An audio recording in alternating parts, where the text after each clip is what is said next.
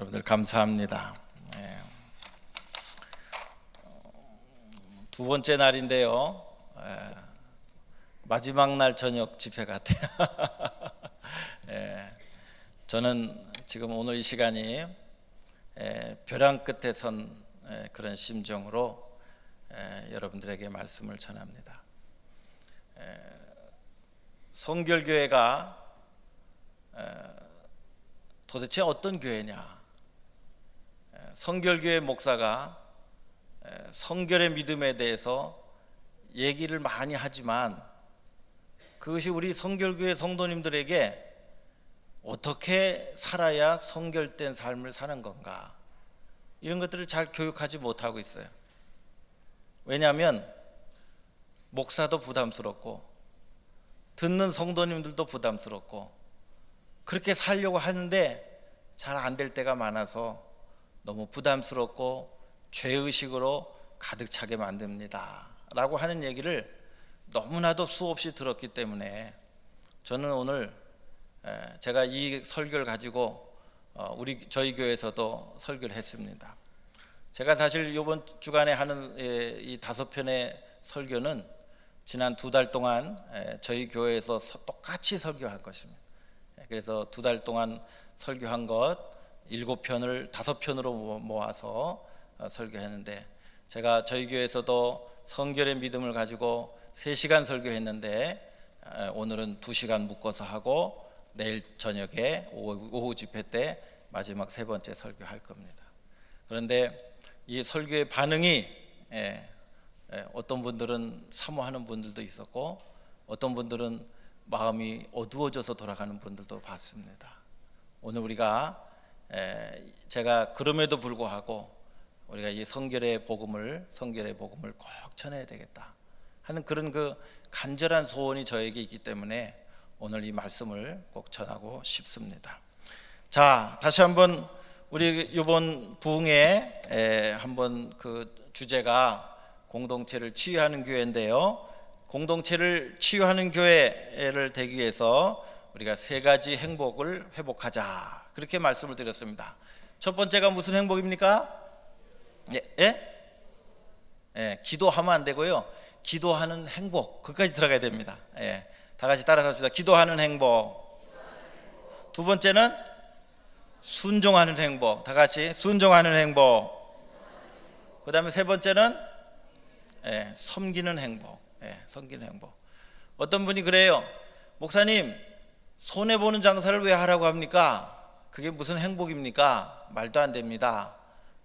그렇게 생각하는 사람은 명품 신자가 되기가 글른 사람이에요. 손해보는 게 행복한 거예요. 할렐루야. 왜 그렇습니까? 예수님을 닮아가기 때문에 행복한 거예요. 예수님 이 세상에 오셔서 예수님 손해보는 장사만 하고 가셨어요. 그렇죠? 마지막까지 다 빨개 벗기시고 피 흘리시고 물 흘리시고 다 흘리시고 몸 다 찢으시고 그렇게 하고 다 우리에게 내어주시고 다 손해보는 장사 하시고 예수님 돌아가셨어요. 우리가 예수님 따라간다고 하는 것은 손해보는 장사를 행복하게 하는 성도. 할렐루야. 그것이 행복해질 때에 명품 신자가 되는 줄로 믿습니다. 우리 옆에 분에게 한번 인사하겠습니다. 명품 신자 되시길 바랍니다. 다시 한번 눈을 바라보면서 명품 신자 되길 바랍니다. 자, 뒤에 분 앞에 분 또 바라보면서 하겠습니다. 명품 신자 되길 바랍니다. 할렐루야. 우리 성산교회는 명품 신자들이 모이는 교회, 또 명품 교회, 또 이 공동체를 치료하는 교회 되시기를 주님의 이름으로 축원드립니다. 비버리 힐스라고 하는 곳에 가면 원조 로데오 거리가 있어요. 저도 한 번도 안 가봤는데 얼마 전에 한국에서 오신 분이 거기를 꼭 가보고 싶다고 그래서 제가 한번 모시고 갔습니다. 한 번도 갈 필요도 없고 가야 될 이유도 없었는데 한국에서 손님이 오셔서 꼭 한번 구경하고 싶어요. 그래서 어디다 파킹하는지도 몰라가지고요 연구했어요 그날 저녁에. 그래서 어디다 파킹을 해서 어디로 모시고 가야지 진짜 로데오 거리를 구경시켜 드릴까 해서, 저도 시간이 없지만은 제가 이렇게 한번 모시고 로데오 거리를 저도 구경 가고 도대체 어떤 데인가 하고서 한번 가봤습니다. 가봤더니 거기에 아주 유명한 그 메이커들이 많아요. 유명한 메이커들이 많은데 진짜 명품들은요 제가 이름을 하나도 모르겠어요. 어중간한 명품들은 제가 이렇게 이거 명품이라더라 이렇게 알겠는데, 진짜 명품집에 이렇게 들어갔더니요 거기는 하나 손댔더니 1,000만 원이더라고요. 그래갖고 도대체 이걸 걸치면 이 사람이 명품이 될까 이렇게 고민해 봤어요. 근데 사람들은 그거를 걸쳐갖고 내가 명품이 될 거라고 착각하고 그걸 사는 거예요. 오늘 젊은이들도 몇 달 동안 돈 모아가지고 명품 가방 산다 그러더라고요. 그거 안 살면은 죄송합니다, 강대상에서 이런 말씀드려서 쪽팔려서 못 다닌다고. 요즘 젊은 애들 전부 짝퉁이라도 명품 가방 들고 다니려고 합니다. 이게 얼마나 불행한 현실인지 알 수가 없어요. 우리가 명품이 돼야 되지, 우리가 갖고 다니고 걸치고 다니고 입고 다니는 것이 명품이라서 아무 소용이 없어요. 특별히 우리 예수 믿는 사람들이 삶과 인격이 명품이 될 줄로 믿습니다. 제가 여러분들에게 서로 인사하십시다 라고 말씀드린 이유는 이 그 성결이라고 하는 것을 여러분들에게 소개하기 위해서 그렇습니다. 우리 서로 만날 때 어떻게 인사합니까? 안녕하세요 이렇게 인사하죠. 또 식사하셨어요? 하고 이렇게 물어봅니다. 한국 사람들은 왜 안녕하냐고 물어보고 밥 먹었냐고 물어보고 이렇게 물어봅니다. 오늘날 같은 시대에는 이게 안 맞는 말일 수도 있어요. 뭐 크게 사고 날 일도 없고 뭐 전쟁 날 일도 없는데 안녕하냐고 뭐라 물어봅니까? 또 하루에 밥 세 끼 다 잘 먹고 사는데 식사하셨어요? 라고 물어볼 필요가 없는 거예요. 그런데 이런 인사법은 우리 선조들이 가지고 있었던 불행한 그런 삶의 현실들을 반영하고 있는 거예요. 밥 먹기 살기 어려운 시절에 일어나서 인사할 때 어떻게 식사는 좀 하셨냐고 이렇게 물어보던 것에서 기인된 인사법이 아닌가 하는 그런 생각을 갖습니다. 제가 군에서 목회할 때도 보면 부대마다 구호가 있습니다. 어떤 부대는 충성, 단결 이렇게 하면서 그 부대의 특수성을 살린 그 인사들이 있습니다. 이 구약 시대의 성전 안에서는 어떤 인사를 했을까 제가 생각을 해봤습니다. 우리 파워포인트 한번 띄워줘 보실래요? 거기 보면 제사장들이 이렇게 옷을 입었는데요, 저는 이 제사장의 의복을 신학적으로 연구하면서 너무너무 큰 은혜를 받았어요. 큰 은혜를 받았어요. 가슴에 12개 보석으로 이렇게 치장을 했잖아요. 그 값어치가 수억 원짜리인데요, 제사장한테 화롭게 입혀놓은 이유가 뭐냐면 그 12개의 보석이 12개의 지파를 상징하는 거예요. 그래가지고 제사장들이 일할 때는 12개의 이 유대 민족들을 가슴에 품고 사역하라고 하나님께서 가슴에 12개의 보석을 심어주셨어요. 그리고 이제 머리에다가는 흰 두건을 쓰고 거기에다가 뭐라고 적혀놨냐면 코데실라 야훼라고, 히브리 말로 저렇게 되어 있습니다. 코데실라 야훼 이렇게 된 겁니다. 그것을 이 두건에다 이렇게 쓰고, 성전에서 일할 때는 아무 소리도 안 들립니다. 그리고 서로 얼굴에 바라보는 표시가 뭐예요? 여호와께 성결이라는 뜻입니다. 여호와께 성결. 저는 아마도 이 제사장들이 성전 안에서 나누는 인사법은 유일하게 한마디 단어, 여호와께 성결. 그 단어만 계속 집중적으로 각인되도록, 다른 언어는 하나도 없습니다. 카데실라 야훼, 여호와께 성결, 이 단어 하나만 성전 안에서 유일하게 인식하고 이해할 수 있는 그 유일한 단어였어요. 제사장들이 사용하던 인사법은 바로 카도시라 야훼가 아니었겠는가 하는 그런 생각을 갖습니다. 옆에 있는 분들에게 한 번 더 인사하겠습니다. 오늘 성결하십니까? 하고 인사하겠습니다. 예, 예. 웃는 분들은 마음에 찔림이 있는 분들입니다. 예. 오늘 성결하십니까? 물어봤을 때 아멘, 아멘 이렇게 대답할 수 있으면 명품 신자가 되는 줄로 믿습니다. 베드로전서 2장 5절에 있는 말씀 보니까 너희도 산돌같이 신령한 집으로 세워지고 예수 그리스도로 말미암아 하나님이 기쁘게 받으실 만한 신령한 제사를 드릴 거룩한 제사장이 되라. 신약에 와서 예수님 때문에 우리도 제사장 직분을 받게 됐습니다. 만인 제사장직이에요. 모든 사람들이 제사장 신분으로 삽니다. 그러나 제사장이 제사장 되기 위해서는 거룩성을 유지해야 제사장으로 살 수 있는 것입니다. 제사장들은 제사 드리기 위해서 그들의 몸을 씻고 그리고 여러 짐승으로 하나님 앞에 번제와 화제와 소제를 드린 다음에 제사장복을 입고 나서 그리고 나서 그들은 제사직을 수행할 수 있었습니다. 오늘 우리가 하나님 앞에 믿음의 성도로 살아간다고 생각할 때에 하나님의 성전에 들어올 때 여러분들 어떤 마음을 가지고 들어오십니까? 한 주간 동안 우리의 삶을 돌이켜놓고 보면서 내가 하나님 앞에 범죄한 것은 없는가? 두렵고 떨린 마음을 가지고 하나님 성전에 혹시 나오십니까?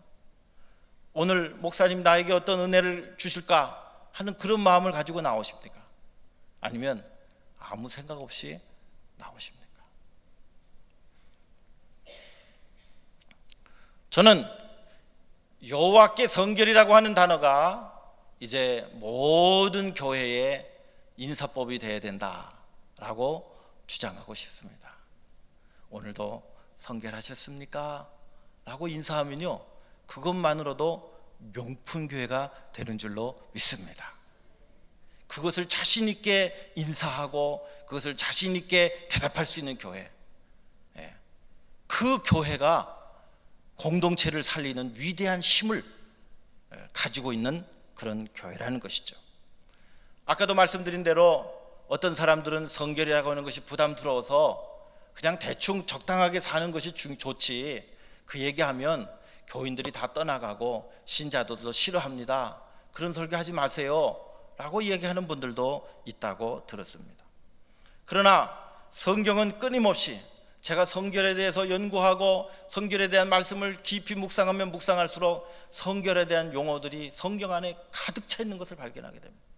이것을 빼고서 성경을 이해한다라고 얘기할 수가 없는 것이에요. 하나님께서 주신 이 거룩한 축복을 빼놓고서는 내가 하나님의 축복을 사모합니다라고 얘기할 수 없다는 것입니다. 데살로니가 4장 7절과 8절에 있는 말씀 보니까 하나님께서 우리를 부르시면 부정케 하심이 아니요 거룩케 하심이니 그러므로 저버리는 자는 사람을 저버림이 아니요 너희에게 그의 성령을 주신 하나님을 저버림이라. 우리가 하나님의 거룩함을 저버리는 것은 성령 회방죄에 해당된다는 것이에요. 그렇기 때문에 오늘 우리는 거룩함을 사모하고 거룩한 삶을 살도록 변화된 삶을 사는 것이 우리 예수 믿는 사람들에게 가장 중요한 축복인 줄로 믿습니다. 데살로니가전서 5장 23절에 평강의 하나님이 친히 너희를 온전히 거룩하게 하시고 너희의 영과 혼과 몸이 우리 주 예수 그리스도 강림하실 때에 흠없게 보존되기를 원하리라. 너희를 부르시는 이는 미쁘시니 그가 또한 이루시리라. 성결의 은혜는 내가 이루려고 노력하는 것이 아니라 하나님께서 이루시고 하나님께서 부어주시는 은혜로 되는 것인 줄로 믿습니다. 하나님의 성결의 은혜를 간절히 사모하면요, 성결의 믿음도 주시고 성결의 은혜도 주시고 거룩한 삶으로 변화도 되게 하신다는 거예요. 우리가 사모하지 않으면 아무것도 이루어지지 않는다는 것입니다. 성결이라고 하는 말은 목사님이 잘 가르쳐 주셨겠지만 카도시라고 하는 말입니다. 잘라낸다, 구별한다, 성별한다라고 하는 의미를 가지고 있습니다. 또 다른 말로는 성화, 거룩함, 온전한 구원, 그리스도인의 완전, 성령 충만, 제2의 은총이라고 하는 여러 가지 단어로 사용되고 있습니다. 오늘 이 카도시라고 하는 이 단어를 본질적으로 가만히 분석해 놓고 보면 내 안에 있는 죄성을 잘라내는 일을 해야 된다는 것이에요. 그리고 나는 하나님 앞에 나시린과 같이 거룩하게 구별되어 주님 앞에 드려진 삶을 살아야 된다라고 하는 것을 말씀하고 있습니다.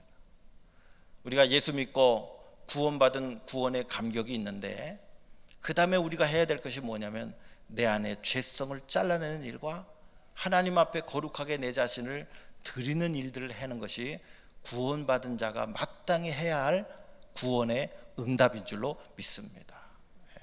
그거 빼놓고 구원받았으니 감사합니다, 여러분 거기에 그치면 어린아이 같은 신자, 미숙아 같은 신자, 철없는 신자가 되고 마는 것이죠. 주님께서 내게 이렇게 큰 은혜를 주셨으니 나는 이 은혜를 무엇으로 보답할꼬 라고 생각할 줄 아는 성도가 성숙한 성도입니다. 그래서 제가 이 성결이라고 하는 단어가 너무 여러 가지 용어로 사용되기 때문에 제가 이 성결이라고 하는 단어를 분석해 봤습니다. 분석해 봤더니 세 가지 종류가 나와요. 첫 번째 종류는 순간적인 거예요. 그래서 제2의 은총, 성결, 성령 충만, 이런 것들은요 순간적으로 우리 가운데 임재되는 사건입니다. 그래서 우리가 기도하다가 말씀 듣다가 하나님께서 내 죄를 다 용서해 주시고 나는 이제 새 사람이 되었습니다.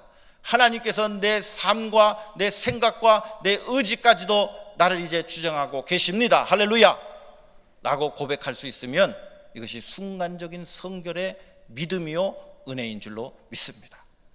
오늘 말씀 듣다가 여러분 이러한 믿음이 생겨나시면 여러분에게 성결의 은혜가, 성령 충만한 은혜가 이미 임한 줄로 믿습니다. 두 번째로는 상태적인 거예요. 이 상태적인 건 뭐냐면 성결한 상태, 온전한 구원의 상태, 그리스도인의 완전, 거룩함, 성령 충만, 단어가 반복되는 것도 있습니다만 상태를 얘기하는 것입니다. 이러한 그 성결의 상태라고 하는 것은 무엇을 말하냐면 내 뜻대로 살지 아니하고 성령께서 나를 완전히 지배하고 계신 상태, 하나님께서 나의 삶을 완전히 지배하고 계신 상태, 그 상태를 가리켜서 성결한 상태라고 얘기합니다. 그 다음에 이 성화라고 하는 말 때문에 우리가 늘 헷갈리게 되는데요, 이 그 sanctification이라고 하는 말, 이 성화라고 하는 말은 과정, 프로세스 가운데 있는 거예요. 그런데 이것은 우리 성결교회는 어떻게 이해하고 있냐면 성결의 은혜, 성결의 믿음을 경험하고 난 다음에 더 깊은 성결의 은혜로 나아가는 단계를 성화라고 이렇게 얘기하는 거예요. 더 깊은 단계로 나아가는. 그런데 다른 교단이나 다른 데서는 어떻게 가르치냐면 우리가 죄 짓고 회개하고 죄 짓고 회개하고 죄 짓고 회개하고 하면서 점점 더 하나님께로 가까이 나아가는 것을 성화라고 그렇게 가르칩니다. 그러나 이 성화의 진짜 의미는 뭐냐면 죄를 지은 상태에 있는 것은 진정한 의미의 성화의 과정이 아니에요. 그것은 성결의 은혜에서 떨어지는 상태, 그렇죠? 그런 상태를 말하는 것이에요. 잘 보세요.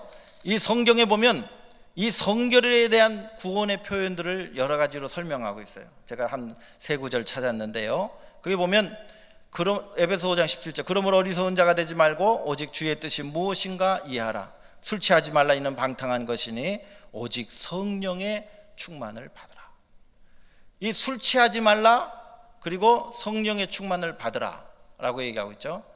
또 우리 그 사도행전에 보니까 그 이제 성령 받으라고 그러고 복음 증거하고 그러니까요, 사람들이 뭐라고 했습니까? 저 사람들이 새술에 취했다 그렇게 얘기해요. 우리는 새술에 취한 것이 아니고 우리 성령에 취했다 이렇게 얘기하잖아요. 그러니까 이 취한다라고 하는 말을 우리가 잘 생각해 보면 거기에 술에 취한 사람은 술에 의해서 지배받아요. 그러나 성령에 취한 사람들은 성령에 의해서 지배받는 사람. 성령에 의해서 내 의지까지도, 내 감정까지도 다 지배받는 상태를 말해요. 또 빌립보서 3장 15절과 16절의 말씀 보니까 그러므로 누구든지 우리 온전히 이룬 자들은 이렇게 생각할지니 만일 무슨 일에 너희가 달리하면 하나님 이것도 너희에게 나타내시라. 오직 우리가 어디까지 이르렀던지 그대로 행할 것이라. 여기서 온전히 이룬 자들이라고 하는 말이 나와요. 우리가 구원받았으면 그 다음부터 온전히 이룬 받은 자들이라고 하는 또 이게 뭔가, 이런 것들 여러분들 궁금하지 않습니까? 이것이 바로 성결의 은혜를 경험한 사람들 얘기하는 거예요. 그 성결의 은혜를 경험한 사람들이 정말 어디까지 이르렀던지 계속 나가라는 거예요. 끝까지. 빌립보서 2장 12절에 있는 말씀 보니까 그러므로 나의 사랑하는 자들아 너희가 나 있을 때뿐 아니라 더욱 지금 나 없을 때에도 항상 복종하고 두렵고 떨림으로 너희의 구원을 이루라 그랬어요. 예수 믿고 구원받았는데 여기는 또 항상 복종하여 두렵고 떨림으로 너희의 구원을 이루라고 또 이렇게 나오고 있어요. 구원은 이 프로세스 가운데 있는 건가? 또 이런 생각을 갖게 됩니다. 도대체 이건 무슨 말인가? 여기 보니까 항상 복종해서 너희의 구원을 이루라고 얘기했어요. 제가 정의하는 성결이라고 하는 것은 하나님의 사랑으로 충만하여 우리 가운데 죄를 이기는 것을 말하는 것입니다. 죄로부터의 구원뿐 아니라 죄를 질 생각과 의도와 의지에서부터 해방되는 상태와 성품을 저는 성결이라고 정의하고 싶습니다. 죄의 유혹이 우리에게 온다 할지라도 성결의 믿음과 성결의 은혜를 가지고 있는 사람들은 죄를 무찌를 수 있는 힘과 능력과 하나님의 사랑과 은혜를 이미 넉넉하게 가지고 있는 사람들이라고 말씀드릴 수가 있는 것입니다. 그런 이 성결의 은혜를 경험하지 못하고 구원의 중생의 경험만 가지고 있는 사람들은 어떻게 됩니까?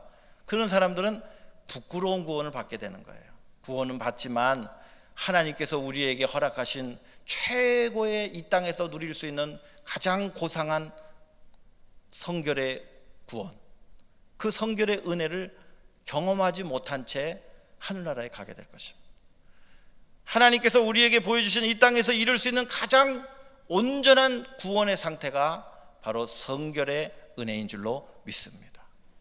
우리가 이 최고의 그 복음의 가치와 이 복음에 대한 은혜를 우리 성결교회가 자산으로 가지고 있는 거예요. 교회가 심각하게 타락해 갈 때에 이 성결의 복음을 가지고 있는 교회들이 교회를 개혁시키고 그 사회를 변화시켜 나갔습니다. 저는 이 성결의 운동을 했던 사람들의 역사를 제가 연구한 적이 있고 그것을 책으로 낸 적이 있습니다. 그런데 거기 그 과정 가운데 보면 이 프랑스 같은 나라들은 이제 혁명이 일어났어요. 그렇죠? 그런데 유명한 역사가들이 얘기합니다. 왜 영국은 똑같이 그런 어려운 상황이 있었는데 혁명이 일어나지 않았느냐?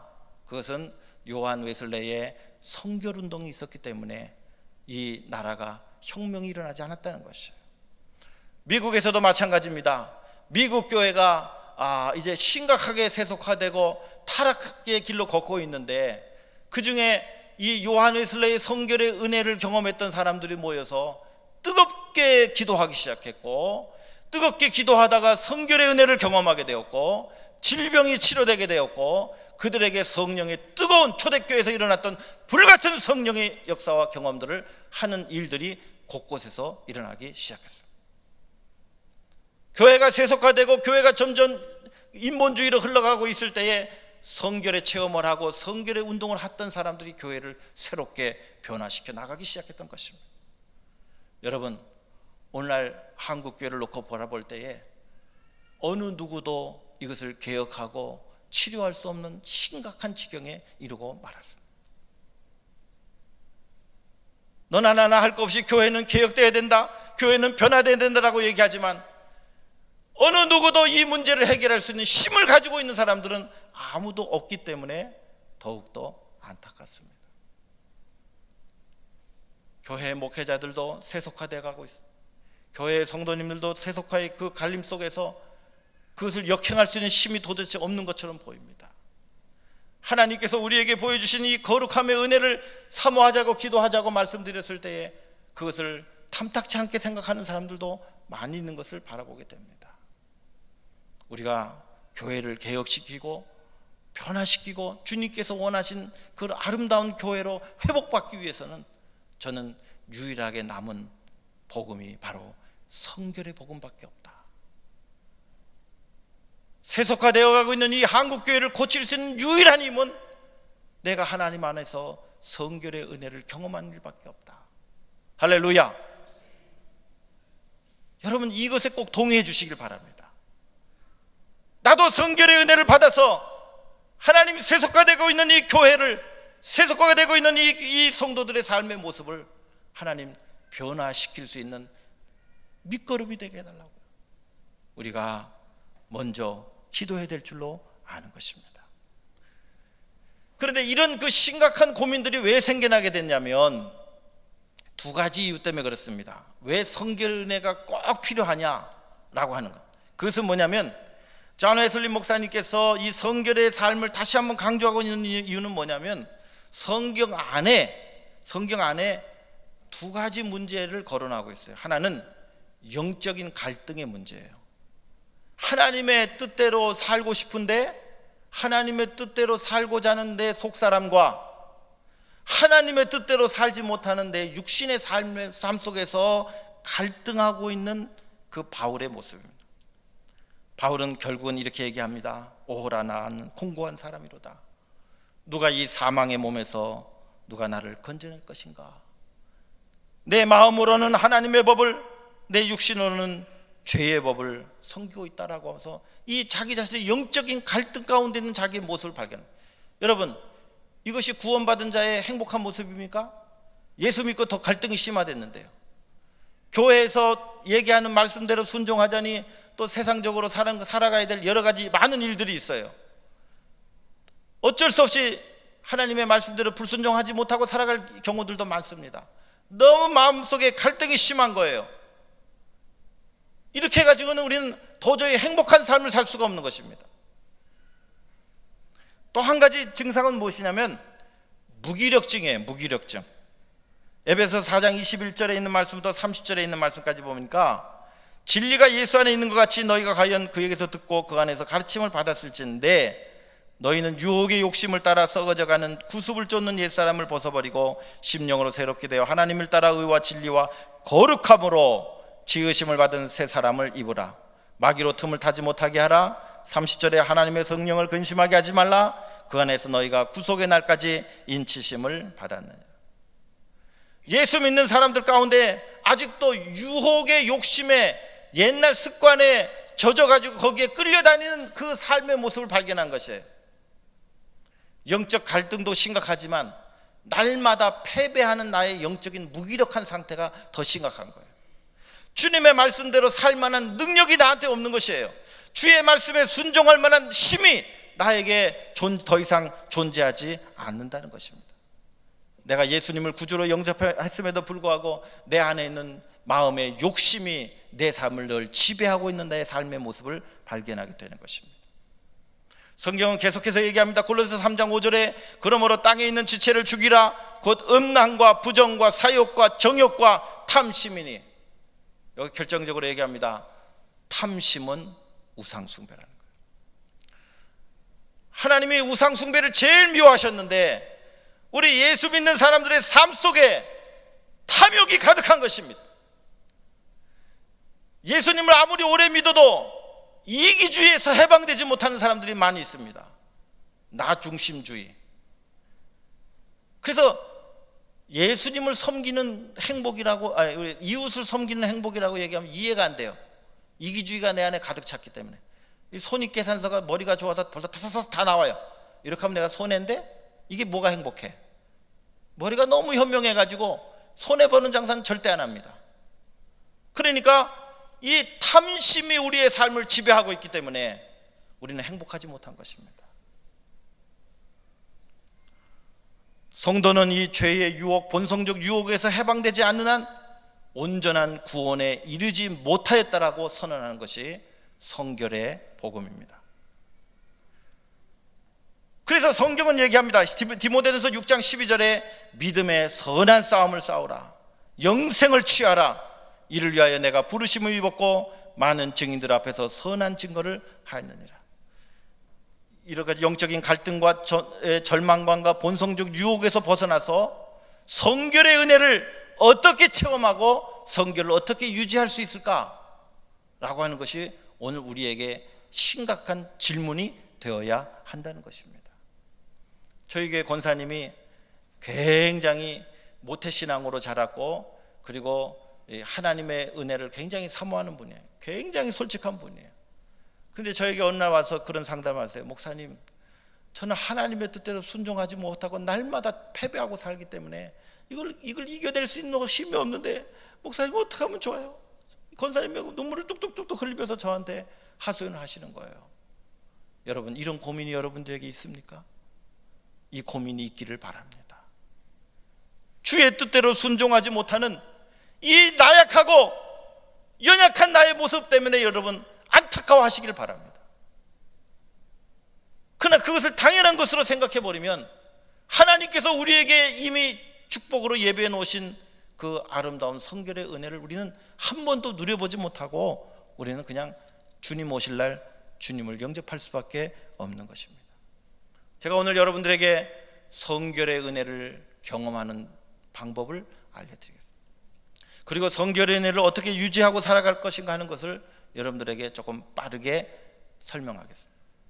첫 번째로는 이 성결의 은혜를 사모하는 사람들에게는 늘 많은 실패를 경험하게 됩니다. 그래서 이 실패를 경험하게 되지만 실패를 두려워하지 마시고 우리를 새롭게 해주시고자 원하시는 하나님의 예수 그리스도의 사죄의 은총을 여러분 사모하시기를 바랍니다. 할렐루야. 그러므로 이제 그리스도 예수 안에 있는 자들에게는 결코 정죄함이 없나니 이는 그리스도 예수 안에 있는 생명의 성령의 법이 죄와 사망의 법에서 너를 해방하였습니다. 할렐루야. 할렐루야. 예수 안에 있는 자들에게는 죄와 사망의 법에서 우리를 해방시켰다는 것입니다. 우리가 죄를 짓고 나면 죄의식이 우리를 자꾸만 이렇게 붙잡아 당깁니다. 야, 목사인데 너가 그거밖에 못해, 그런다고 그런 주제에 무슨 설교를 하냐 하고, 내가 만약에 혹시 죄를 지으면 그 죄의식이 나를 자꾸 얽매어서 나로 하여금 하나님 앞에서 떳떳하게 서지 못하도록 우리를 죄의식으로 확 죄사슬을 묶어놔 버립니다.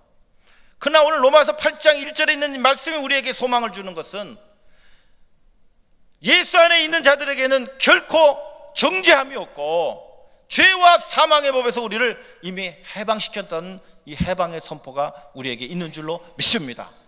우리가 설령 실수했다 할지라도 예수 그리스도의 사죄의 은혜가 우리 가운데 있습니다.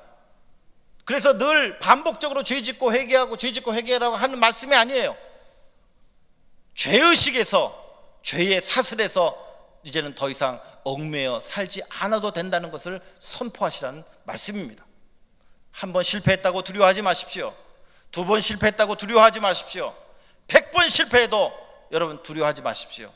여러분들은 이미 하나님의 자녀고 예수 그리스도로부터 죄 용서를 받은 분들이에요. 마귀의 자녀가 아니에요. 하나님의 자녀이기 때문에 여러분 용기를 갖추십시오. 요한일서 2장 1절에 나의 자녀들아 이것을 너희에게 쓴 것은 너희 여러분 죄를 범치 않게 하려 함이라. 누구든지 누가 죄를 범하면 아버지 않게 우리에게 대언자가 있으니 곧 의로우신 예수 그리스도시라. 예수께서 우리를 위해서 끊임없이 기도하고 계신다는 거예요. 두 번째로는 이거 하고 넘어가겠습니다. 죄의 유혹이 올 때 그러면 어떻게 물리치는가? 어떻게 물리쳐야 됩니까? 죄의 유혹이 오고 마음의 갈등이 오고 그리고 내 본성적인 개인의 욕심이 막 생겨날 때 제일 좋은 방법은 예수님의 이름으로 물리치는 겁니다. 죄의 유혹이 오고 마음의 흔들림이 올 때 어떻게 합니까? 명령해야 됩니다. 이 더러운 생각아 나사렛 예수 그리스도의 이름으로 나가! 나가! 마음속에 외치고 명령하십시오. 내 안에 더러운 생각이, 내 안에 죄질 생각이 나에게 자리 잡기 전에 예수님의 이름으로 명령하고 내어 쫓는 일이 우리는 죄에서 해방되고 승리하는 첫 번째 방법입니다. 이것을 하지 않기 때문에 죄가 우리 속에 계속 들어오는 거예요. 슬금슬금 들어오는 거예요. 두 번째로 하나님의 부르심의 목적을 염두하시고 온전한 구원을 소망하시라는 것입니다. 나도 하나님께서 허락하신 성결의 은혜를 경험하고 싶습니다 라고 소망하라는 것이에요. 나도 죄와 싸워서 승리하는 믿음의 삶을 살고 싶습니다. 나도 하나님처럼 거룩한 삶을 살고 싶습니다. 나도 내 안에 있는 더러운 것들로부터 해방된 삶을 살고 싶습니다 라고 사모하고 기도하라는 것입니다. 에베소서 5장 27절에 자기 앞에 영광스러운 교회로 세우사 티나 주름 잡힌 것이나 이런 것들이 없이 거룩하고 흠이 없게 하려 하심이라. 오직 너희를 부르신 거룩한 자처럼 너희도 모든 행실에 거룩한 자가 되라. 너희 안에 행하시는 하나님 신이 자기의 기쁘신 뜻을 위하여 너희로 소원을 두고 행하게 하신다고 그랬어요. 그렇기 때문에 성결의 은혜를 사모하고 기도하는 자들에게 하나님께서 예비하신 거룩한 성결의 은혜를 여러분들에게 믿음을 통하여 허락해 주실 줄로 아는 것입니다. 세 번째 단계, 우리가 성결의 은혜를 얻기 위해서 해야 될 것이 무엇이냐면 하나님께 우리의 삶을 전적으로 드리겠다고 선언하십시오. 믿음으로 선포하십시오. 나는 이제 내 뜻대로 살지 아니하고 하나님의 말씀에만 순종하며 살겠습니다. 여러분, 이 선포가 예수 믿는 사람들에게 가장 중요한 선포예요. 이 선포가 제대로 되어야 되고 이 선포가 실천으로 옮겨질 때 우리는 순종하는 행복, 순종하는 기쁨을 얻게 됩니다. 왜냐하면 우리는 이제까지 잘 순종하지 못했기 때문에, 순종하지 않아서 늘 실패했기 때문에, 순종하지 않아서 늘 패배감 속에 살았고, 순종하지 못해서 어떤 사람들은 내가 순종하지 않는 것이 이게 잘못된 건지 알지도 못하고 불순종하고 살아가요. 영적으로 심각하게 연약한 사람들이에요. 내가 순종함으로 내가 순종할 수 있는 사람이 되었다고 하는 행복감이요, 여러분 이게 얼마나 중요한 행복인지 알 수가 없어요. 날마다 순종하지 못해서 실패했던 사람이 순종의 행복을 알아요. 여러분, 금년 한 해 아침에 일어나시면 오늘 나는 주님의 말씀에 순종하는 하루가 되겠습니다, 이렇게 여러분들 외치시고 하루를 꼭 시작하시길 바랍니다. 할렐루야. 네. 어떻게 하라고요? 아침에 눈 뜨고 일어나시면 오늘 하루 하나님의 말씀에 온전히 순종하는 하루가 되겠습니다, 이렇게 외치시고 하루를 꼭 금년 한 해 동안, 계속하면 더 좋지만 그렇게 못할 분들이 많을 것 같아서 금년 한 해 동안 여러분 꼭 순종하시기를 바랍니다. 나는 한번 그렇게 해보겠습니다 하는 분 한번 손 들어보세요. 끝까지 안 드시는 분 계시네. 오늘 이 뭐가 어려워요? 내가 정말 하나님의 뜻에 오늘 하루만이라도 내가 순종하고 살겠습니다. 영적 전쟁이 일어났을 때 내 뜻대로 살지 않고 주의 말씀에 순종하며 살아보겠습니다. 오늘 하루. 그렇게 하고 하루를 살아보는 거예요. 승리했으면 그 다음날 또 해보는 거예요. 그죠? 그날 승리했으면 그 다음날 또 해보는 거예요. 항상 순종하여 두렵고 떨림으로 너희의 구원을 이루라. 할렐루야. 우리가 이 영적 전쟁을 하는 사람과 하지 않는 사람은 질적으로 다릅니다. 이 영적 전쟁을 경험해야 돼요. 그 다음에 그 성결은 하나님의 말씀과 기도를 가까이 해야 거룩함을 얻게 돼요. 거룩함을 얻게 돼요. 여러분, 하루에 얼마 동안 기도하십니까? 여러분, 하루에 얼마 동안 성경 보십니까? 너무 바빠가지고 여러분 못한다고 한다면 우리는 거룩한 삶을 경험할 수도 없고 유지할 수도 없어요. 하루는 어떤 아들이, 농부 아들이 열심히 낫지를 하는데 아버지가 가만히 보니까, 아버지가 보니까 날이 다 이게 고장 나 있어요. 그래서 아버지가 아들한테 얘기합니다. 아들아, 그 낯을 잘 갈아가지고 그렇게 하면은 훨씬 쉽단다. 아버지 무슨 말씀이세요? 내가 할 일이 너무 많아가지고 그것을 갈 시간이 없습니다. 그렇게 얘기했다는 거예요. 기도하고 말씀 보는 시간보다 더 소중한 것이 있다고 한다면 그건 예수 믿는 사람이 아니에요. 하나님의 뜻대로 살려고 하는 사람이 아닙니다. 무엇이 더 소중합니까? 무엇이 더 중요합니까? 하나님의 말씀과 기도를 통하여 거룩하죠. 다섯 번째로, 성결은 하늘에서 오는 지혜입니다. 그 하늘에서 오는 지혜라고 하는 사실을 여러분 잘 인정하세요. 빌립보서 2장 14절 오늘 본문에 있는 말씀 보니까 모든 일에 원망과 시비가 없이 하라. 저는 이 빌립보서를 연구하면서 이 14절에 딱 설교가 멈췄어요. 설교 준비가. 모든 일에 원망과 시비가 없이 하라. 여러분, 어떻게 모든 일에 원망과 시비가 없이 합니까? 나는 내 뜻대로는 선하게 했지만 어디선가 불평하는 얘기가 들고 어떤 면에서는, 어떤 쪽에서는 원망하는 얘기가 들릴 수밖에 없는 것이 삶의 현실이에요. 그런데 성결의 은혜를 경험하고 사모하는 사람들에게 하나님께서 원망과 시비가 없도록 생각하고 판단하고 결정하고 인간관계를 맺도록 하나님께서 은혜와 지혜를 베풀어 주시다는 거예요. 이건 뭐예요? 성품하고 연결돼 갑니다. 이 성결은요, 온전한 구원이기도 하면서 성품의 구원이기도 합니다. 그래서 이 성령의 열매는 뭐예요? 성령의 열매는, 이거 잘 생각하세요. 사랑과 희락과 화평과 오래 참음과 자비와 양성과 충성과 온유와 절제니 이 같은 것을 금지할 법이 없느니라. 이상하다. 성령의 열매가 전부 왜 성품에 대해서 얘기하고 있지? 예수 믿고 성결의 은혜를 경험하면 성품이 바뀝니다. 예수 믿는 사람 중에서 성질 들어온 사람이 안 변했으면 이 성결의 은혜를 경험하지 못한 사람이에요. 교회 안에서 큰 소리 내는 사람이 있으면 아직 덜 된 사람이에요. 교회 내에서 자기 목소리 큰 사람에게 덜 된 사람이에요. 한참 멀은 사람. 근데 자기가 한참 멀은 걸 모르기 때문에 큰 소리 내요. 성령 충만의 은혜는 무슨 열매다? 성품의 열매로 간다. 그래서 우리가 하나님 앞에 성결의 은혜를 경험하게 할 때에 내가 가지고 있는 연약한 성품을 놓고 기도해야 되는 것입니다. 어떤 사람은 성격이 너무 급해가지고 문제가 자꾸 심각하게 나오는 분들은 이 급한 성격을 가지고 기도해야 돼요. 어떤 사람은 화를 너무 잘 내는 사람이 있으면 이 화를 너무 빨리 내는 것 때문에 하나님 앞에 계속 기도해야 됩니다. 저는 이것 때문에 기도했습니다. 이것 때문에 수십 년 동안 기도했습니다. 너무 화를 잘 내가지고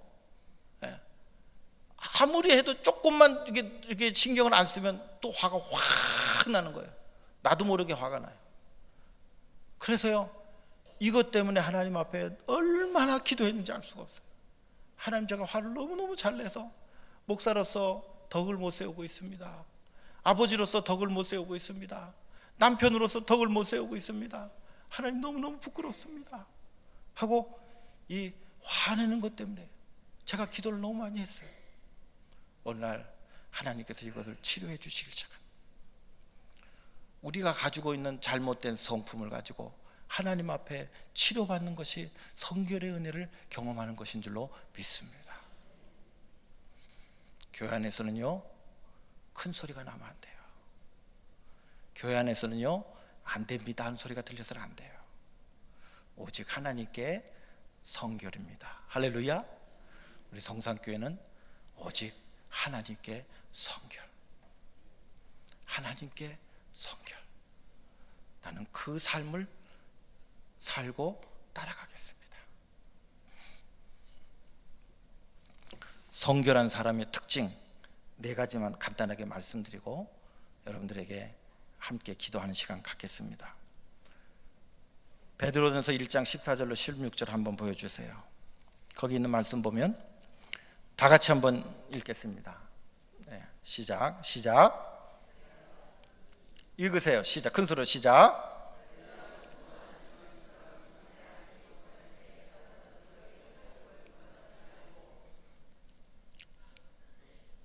네, 15절 시작. 오직 너희를 부르신 거룩한 자처럼 너희도 모든 행실에 거룩한 자가 되라. 기록하였으되 내가 거룩하니 너희도 거룩하여 할지어다 하셨느니라 라고 얘기하고 있습니다. 첫 번째, 성결의 특징은 뭐냐면, 성결의 특징은 성결한 사람은 나의 삶의 목적과 방향이 바뀌었다라고 하는 것을 분명히 인정하는 사람이에요. 그게 성결한 사람의 특징입니다. 아직도 세상의 욕심을 쫓아가면서 나는 성결한 사람입니다 이렇게 얘기할 수가 없는 거예요. 내 욕심에 머물러 앉아 있으면서 나는 성결한 사람이라고 얘기할 수 없는 것입니다.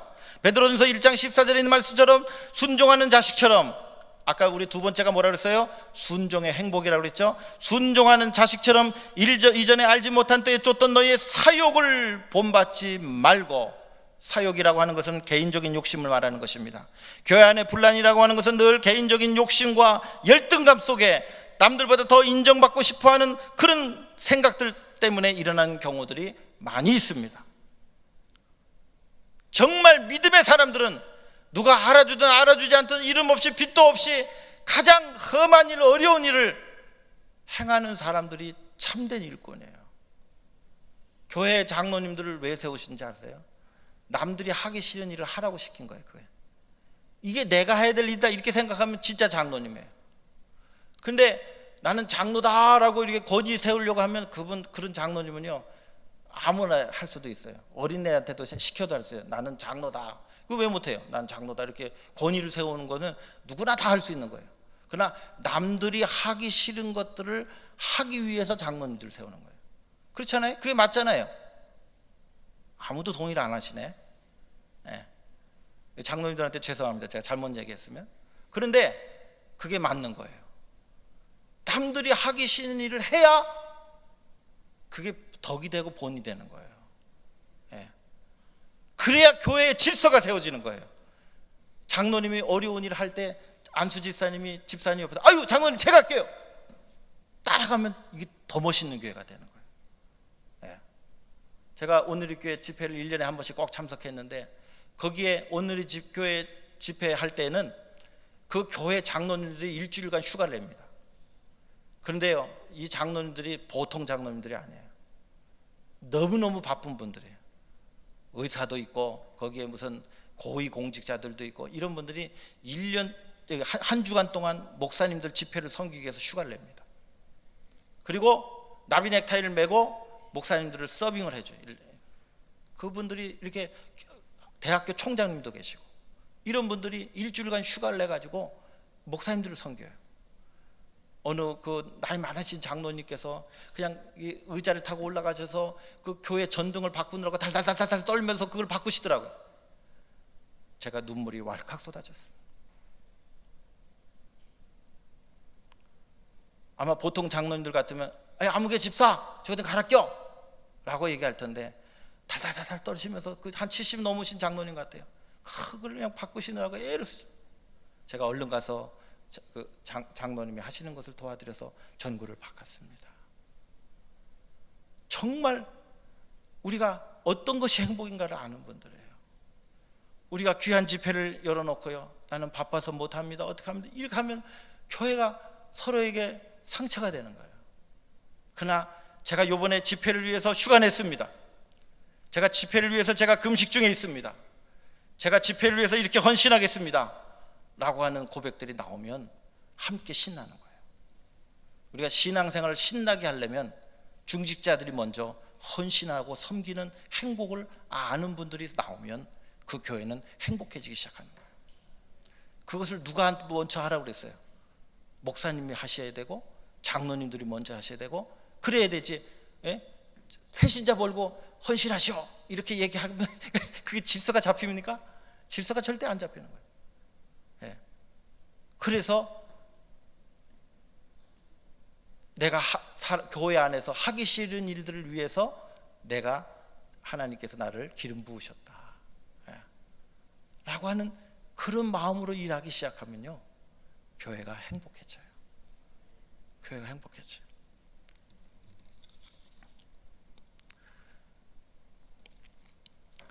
삶의 방향과 목적이 바뀌었다는 것입니다.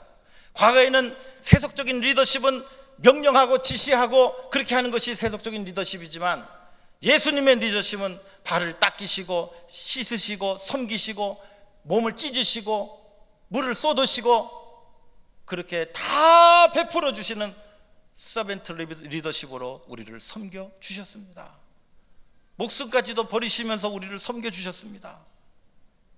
아마 올바른 목사님들은 성도님들을 위해서 목숨을 버릴 수 있는 목사님들일 거라고 생각합니다.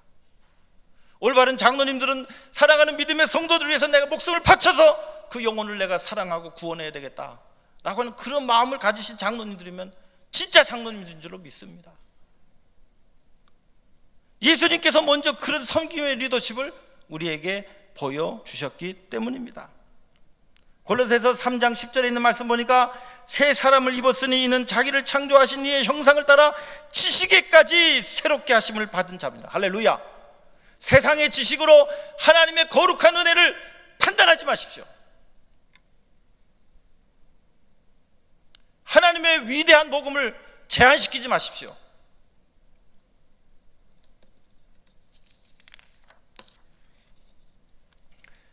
제 군목동기에 할아버지는 양반이셨습니다. 근데 이분이 예수님을 믿고 나서 놀라운 삶의 변화가 일어났는데, 이분이 노비들을 다 풀어줬어요. 예수님 믿고 나면 모두가 다 형제라고 생각했기 때문에 땅들을 다 나눠줘가지고 그들로 하여금 먹고 살도록 그렇게 하셨습니다. 예수 믿었다고 꼭 그렇게 해야 될 필요가 있었을까요? 대부분의 많은 사람들은 그렇게 할 필요가 없었다고 생각할 것입니다.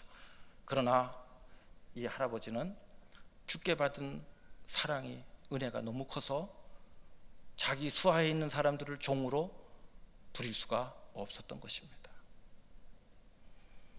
성경 빌레몬서를 보면 저는 이것을 읽을 때마다 엄청난 눈물을 흘립니다. 빌레몬서 1장 16절에 있는 말씀 보니까 후로는 종과 같이 아니하고 종에서 뛰어나 곧 사랑받는 형제로 둘 자라. 내게 특별히 그러하거든 하물며 육신과 주 안에서 상관된 내게라. 그러므로 내가 나를 동무로 할진대 저를 영접하기를 내게 하듯하고, 만일 내게 불의를 행하였거나 내게 진 것이 있거든 이것을 내게로 회개하라. 이게 무슨 내용이냐면, 이 오네시모라고 하는 사람이 그 부잣집의 빌레몬의 그 종으로 있다가 아마 큰 손해를 끼치고 도망간 사람이에요. 예. 아마 노예로 있다가 도망간지 모르겠어요. 그런데 노예로 왔다가 도망갔는데 거기서 누구를 만났냐면 바울을 만나게 됩니다. 바울을 믿고 예수 믿고 충실한 하나님의 사람으로 거듭나게 되었습니다. 그런데 이 바울이 오네시모를 빌레몬에게 돌려보냅니다. 돌려보내서 그 편지를 손에 쥐어가지고 빌레몬에게 돌려가도록 하는데요, 그렇게 얘기하는 겁니다. 이제는 종으로 대하지 말고 형제로 대하고, 만일 이 오네시모가 내게 빚진 것이 있으면 내가 갚아줄 것이다. 이 오네시모를 대할 때 나를 대하는 것 같이 대해달라 라고 명령하고 권면합니다. 여러분, 예수 믿고 난 다음엔요, 이런 삶의 변화가 있어야 돼요. 내게 아무리 큰 손해를 끼친 사람이라 할지라도 예수의 사람이 되었다라는 것을 확인하면 형제로 받아줄 수 있어야 돼요. 어떤 사람이 손해본 것을 내게 회개하라라고 얘기할 수가 있어요? 어떤 사람이 잘못한 것을 내가 대신 갚아준 것에 대해서 행복해할 수 있습니까? 여러분, 그런 삶의 변화를 얘기하는 것입니다. 두 번째로, 성령 충만한 사람은 순종하는 삶을 사는 것입니다. 제가 계속 순종에 대해서 강조하고 있죠. 한국교회가 순종하지 않기 때문에 문제가 심각해집니다. 이것은 무엇을 순종하는 것입니까? 베드로전서 1장 14절에 너희가 순종하는 자식처럼 이전에 알지 못할 때 쫓던 너희의 사욕을 본받지 말고 라고 얘기하는 거예요. 네. 고린도서 3장 20절에는 자녀들아 모든 일에 부모에게 순종하라.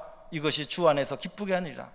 자식이 부모에게 순종하는 일도 하나님 안에서 하나님을 기쁘시게 하는 일이라고 하는데, 하물며 하나님의 말씀에 순종하는 일은 얼마나 위대하고 큰 일입니까?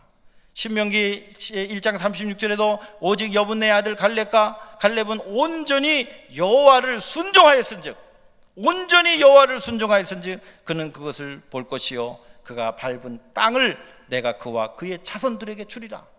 여러분, 순종하는 자들에게 하나님께서 뭘 약속하고 있다고 그랬어요? 제가 맨 처음에 축복을 약속하고 있다고 그랬잖아요. 하나님은 시건치 아니하시는 분이에요. 하나님의 말씀에 순종하는 것이 축복입니다.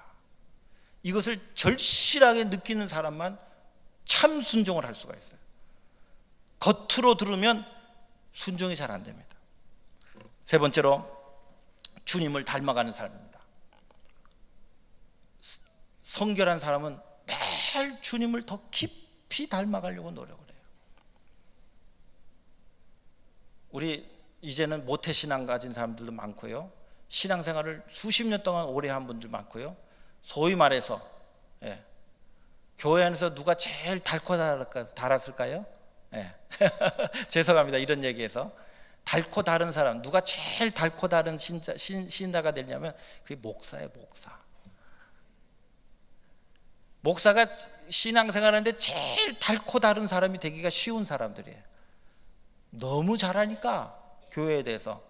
그런데 그렇게 안 되려고 날마다 자기를 죽이는 일을 하는 거예요. 날마다 자기를 죽이는 일을 하지 않고서는 닳고 다른 뻔한 목사가 안 되기 위해서 몸부림치는 거예요. 여러분도 신앙생활 오래 하면 나도 다 옛날에 해봤어. 그건 이렇게 해야 되고 저렇게 되는 거야. 여러분, 뻔하게 다 아는 신자에서 그것을 내려놔서 정말 어린아이 같이 순수한 마음으로 돌아가는 게 더 어려워요. 저같이 동역하는 우리 권사님들, 저희 교회 권사님들, 집사님들, 이런 분들은요, 지금 나이가 80이 되신 분인데도 초신자 같아요. 초신자같이 말씀을 사모하고 초신자같이 목사를 대하고요. 그리고 이 성경 말씀 공부를 하면요, 제가 배우는 게 훨씬 많아요. 얼마나 똑똑하고 명석하고 이제 성경에 대해서 해박한 지식을 가지고 있는지, 하루에 성경을 수십 시간씩 보시면서 그렇게 하셔요. 은퇴하셨기 때문에. 그런데도 어린애 같아요. 저는 미국에 살지만 자랑 같아서 죄송합니다. 저희 권사님 뒤뜰에 유기농 텃밭이 있는데 저를 위해서 유기농 텃밭을 키우고 계셔요. 거기에 상추도 있고 쑥갓도 있고 뭐 부추도 있고 또 대파도 있고 가지가지 이걸 심으셔가지고요, 제가 성경 공부하러 가면 그걸로 요리를 해가지고 유기농 야채를 그 텃밭에서 키운 것으로 만찬을 내놓으셔요. 제가 목사님 이거 대접하려고 일주일 동안, 몇 달 동안 길러가지고 그걸 칵 내놓으셔요. 제가 그 음식을 받을 때마다 눈물이 왈칵 쏟아져. 얼마나 순수해요. 그 목사님을 섬기려고 하는 그 마음이요, 어린애 같은 거예요. 그것을 받는 목사가 내가 잘나서 받는다 이렇게 생각하겠어요? 그거는 엉터리 목사예요. 그죠? 감격으로 눈물로 그 식탁을 대합니다. 우리가 어린 나이 같이 낮아지는 그 훈련이요, 우리 가운데 정말 필요해. 이 시대에 점점 더 어린아이 같이 되려고 노력하는 일들이 너무너무 중요해요. 다 안다라고 얘기하지 마십시오. 교회는 이런 거라고 쉽게 판단하지 마십시오. 여러분, 어린아이 같이 돼야 주님이 기뻐하십니다. 목사님 생각이 틀린 거 알지만 하나님 생각하고 순종해 보세요. 하나님이 얼마나 기뻐하시겠어요? 내 생각이 맞지만 목사님을 위로하기 위해서 순종해 보세요. 하나님이 얼마나 기뻐하시겠어요? 목사님 일하다가 목사님 실패할 때도 있어요.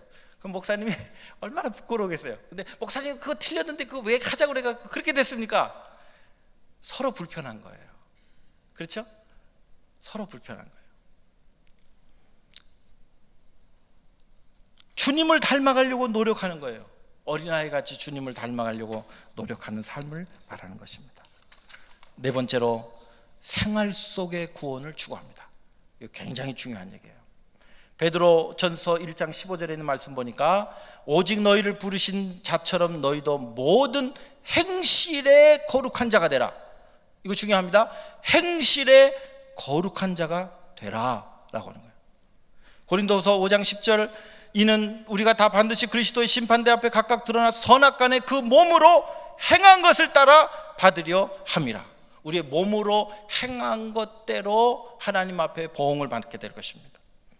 평강의 하나님이 친히 너희를 온전히 거룩하게 하시고 너희의 영과 혼과 몸이 우리 주 예수 그리스도 강림하실 때에 흠없이 보존되기를 원하노라. 이 성결의 은혜는 행실의 구원을 받는 것입니다. 중생의 구원은 우리가 죄 짓고 지옥 갈 운명에서 해방되는 것이지만, 성결의 은혜는 행실에서 구원받는 것입니다. 잘못된 행실에서 구원받는 거예요. 여러분, 예수 믿는 사람이 잘못된 행실 가운데 살면 하나님 욕되게 합니다. 그러나 행실에서 구원받으면, 아까도 얘기했죠, 원망과 시비가 없는 삶을 살게 되면요, 하나님께 영광을 돌리게 되는 줄로 믿습니다. 원망과 시비가 없이 하려면 어떻게 돼요? 항상 내가 먼저 손해봐야 돼. 그렇잖아요? 항상 먼저 나눠줘야 돼, 베풀어줘야 돼, 섬겨줘야 돼. 그거 누가 싫다고 하겠어요? 네. 그렇게 해도 나는 손해나는 장사가 아닙니다, 이렇게 고백할 수 있는 사람이 성결의 은혜를 경험한 자인 줄로 믿습니다. 성결의 은혜는 이 세상에서 발견할 수 있는 가장 고상한 구원의 은혜입니다. 사람은 어떤 가치관을 가지고 살아가느냐가 그 사람의 질을 결정하게 됩니다. 우리를 구원하신 하나님께서 내가 거룩하니 너희도 거룩하게 살라고 권면하고 계십니다. 세상에 소중한 건 많지만 예수 믿는 사람들에게 하나님의 거룩하심을 닮아가는 일만큼 소중한 일은 없습니다. 하나님의 구원받은 하나님은 우리를 세상을 치료할 수 있는 세상의 소금이요 빛으로 우리를 인정하고 계십니다. 할렐루야. 성결의 은혜를 받으면 우리는 참 세상의 빛이 되고 참 세상을 구원할 소금이 되는 줄로 믿습니다.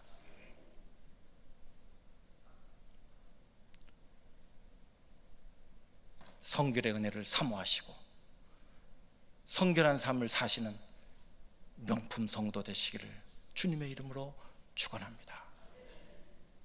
기도하십시다.